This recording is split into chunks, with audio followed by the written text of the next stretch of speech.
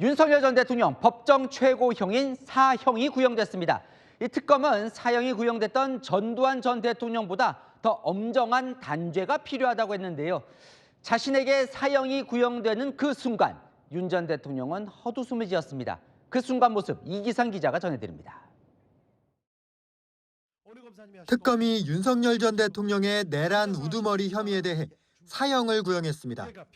무기징역과 사형 가운데 특검의 선택은 사형이었습니다. 형을 가볍게 할 참작 요소가 없다며 태도를 지적했습니다. 피고인은 반성하지 않습니다. 양형에 참작할 사유가 없고 오히려 중한형을 정해야 합니다. 사형을 구형합니다.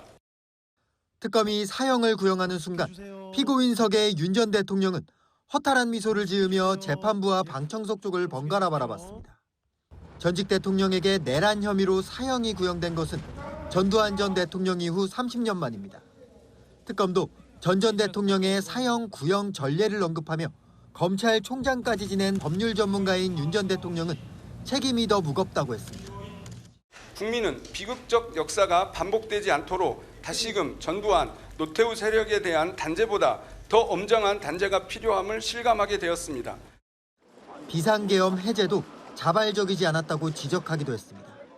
해제 의결 후 군의 태도가 소극적으로 바뀌어 따르지 않을 것으로 보이자 계엄 해제를 공표할 수밖에 없게 된 것이며 자발적으로 중단한 것이 아닙니다. 비상계엄 선포는 권력 독점과 유지 목적이었다며 호소용 계엄이라는 윤 전 대통령 주장은 반박했습니다.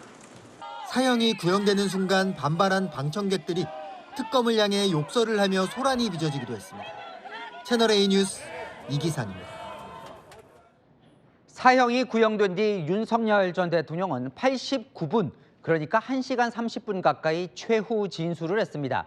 밤 12시를 넘은 시각 진행된 이 최후 진술 내용, 송정현 기자가 전합니다. 8명의 내란죄 피고인 중 제일 먼저 최후 진술에 나선 윤석열 전 대통령. 법정한 시계는 자정을 넘어 재판이 무박 2일로 접어든 시점이었습니다.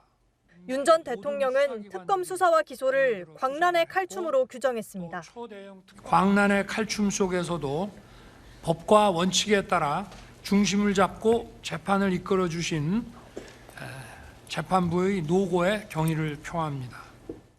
실탄도 없는 계엄군 투입을 내란으로 몰고 있다고 주장했습니다.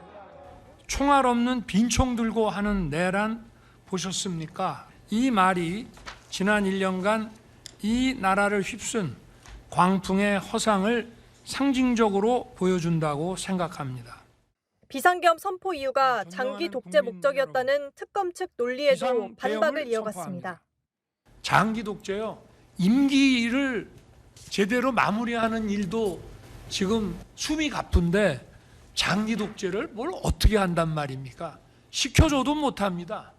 윤 전 대통령이 최후 진술에 쓴 시간만 모두 89분. 최후 진술은 윤 전 대통령이 구치소에서 직접 작성해온 걸로 전해졌습니다. 변호인단 발언으로 재판이 길어지자 눈을 감고 고개를 떨구는가 하면 재판부에 직접 양해를 구하는 모습도 포착됐습니다. 그런데 시간이 조금 들어간 점을 재판장님께서 좀 양해해 주시죠. 예, 아유 저 칼같이 또 막 자르겠다고 말씀드린 건 전혀 아니고 그 정도는 이제 해달라. 왜냐하면 지난 기일에 다 오늘 끝내겠다고 말씀까지 드렸기 때문에. 윤 전 대통령의 운명은 다음 달 선고를 통해 결정됩니다. 채널A 뉴스 송정현입니다. 네, 한기자 법조팀 최지원 기자 나왔습니다. 자, 사형이냐 무기징역이냐? 네, 특검팀의 최종 선택은 사형이었습니다. 일단 사형을 구형한 이유가 뭐라고 합니까? 일단은 내란 특검팀은 일벌 100개 차원에서 사형을 구형했다 이런 입장입니다. 내란 우두머리에게는 법정 최고형인 사형을 내리는 게 맞다는 거죠. 특검은 내란 범죄는 동서고금을 막론하고 가장 엄벌한 형벌로 대응한다며 무기징역에 대해서는 최저형이라고 표현했습니다. 윤석열 전 대통령의 범죄에는 최저형을 적용할 수 없다며 법정 최고형인 이 사형을 내려달라고 재판부에 요청한 겁니다. 자, 어제 구형 전에 최 기자와 이야기 나눌 때 물론 5대5 얘기 나왔지만 사실 무기징역 쪽이 조금 더 더 힘이 실린다 이런 관측이 많았잖아요. 네, 맞습니다. 사실 특검 내부에서도 사형을 구형할 경우에는 너무 정치적으로 보일 수도 있고 나중에 유죄 선고가 나와도 재판부의 형량과 큰 차이가 날 경우 우리가 너무 무리하게 구형했다 이런 비판을 받을 수 있다는 우려의 목소리도 있었던 걸로 전해집니다. 하지만 특검팀은 윤 전 대통령 사형 구형으로 일단 정면 돌파하는 쪽으로 결정을 했고요. 김용현 전 국방장관에게도 무기징역을 구형하는 상황에서 이 윤 전 대통령과의 형량 차이를 둘 필요가 있었다 이런 분석도 나오고 있습니다. 자, 결국 이제 사형 구형은 이 내란 특검을 이끈 이 조은석 특별검사의 의중이 반영됐다고 봐야겠죠. 맞습니다. 저희가 취재를 해보니 결국에는 조은석 특별검사의 최종 결정이었다고 하는데요. 특검팀 일부는 조특검의 결심을 사전에 알았던 것으로 보입니다.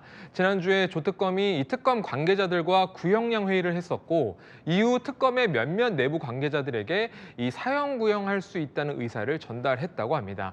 일부 특검 관계자들이 조특검에게 윤 전 대통령의 혐의를 전두환 전 대통령과 이 신군부의 내란 수괴죄에 준하게 봐야 한다. 이런 강조를 한 것도 이런 결심에 어느 정도 영향을 미친 것으로 전해집니다. 어제 윤 전 대통령 측이 9시간 가까이 최종 변론으로 시간을 쏟았지만 사실 조은석 특검 마음에는 이미 사형 구형 방침이 서 있었던 겁니다. 그런데 이 조은석 특검과 윤석열 전 대통령 검찰에서 인연이 깊다면서요? 사실 두 사람 모두 특수통 검사로 검찰 내부에서는 이름을 날렸었죠. 이 사법연수원 기수로는 조 특검이 윤 전 대통령보다 4년 선배이지만 나이는 윤 전 대통령이 5살 더 많습니다. 7년 전에 각각 서울고검장과 중앙지검장 자리에서 검찰총장 유력 후보로 거론되다가 조은석 특검이 고배를 마시고 검찰을 떠났습니다. 이때부터 두 사람의 운명이 극명하게 엇갈렸는데요. 한때 특수통 검사 친목회에서 같이 활동하면서 함께 등산하는 모습이 보여지기도 했었는데 한 전직 검사장, 이 두 사람의 악연이 재판까지 이어질 줄은 그때는 몰랐다 이렇게 표현했습니다. 자, 일단 이제 특검이 구형을 했고 법원 판단이 이제 남은 겁니다. 이제 1심 선고일로 나왔죠? 맞습니다. 지기현 재판부가 다음 달 19일에 선고하겠다 이렇게 못을 박았거든요. 한 달 조금 넘게 남았는데 유무죄나 형량 결정을 위해서 이 판결문 준비까지 빠듯한 시간입니다. 윤 전 대통령이 선고를 받을 이 서울중앙지법 형사대법정은 30년 전 전두환 전 대통령이 윤 전 대통령과 같은 내란 혐의로 사형을 구형받고 또 선고받은 곳이기도 하거든요. 윤 전 대통령 서울대 법대 재학 시절에 이 모의 재판에서 전두환 전 대통령에게 사형을 구형하기도 했는데 이제는 전 대통령과 똑같이 사형을 구형받고 법원의 판단을 기다리는 신세가 됐습니다. 잘 들었습니다. 아는 기자, 최주영 기자였습니다.